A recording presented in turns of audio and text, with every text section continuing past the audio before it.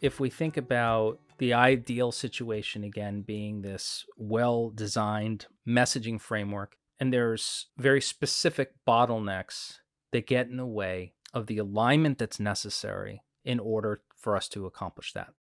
So one of the most common bottlenecks to alignment around messaging is, as I mentioned earlier, you have multiple stakeholders throughout the organization, and each of these people, even within the same departments, may have very different perspectives about what the company should focus on, what the product messaging should focus on, who their best customers are.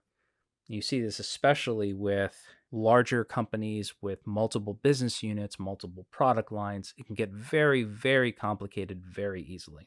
The more stakeholders you have, the more complex it gets, the harder it gets to get alignment. So now, with even a medium-sized company, you see how what might seem like a simple, straightforward messaging exercise can now become extraordinarily complicated. So just getting all of those people together, first of all, even getting them collaborating, let alone finding consensus with those multiple stakeholders, but not in a way where you're falling back to design by committee. If you have multiple stakeholders with multiple perspectives, the solution is not to just compromise and include a little bit from everybody.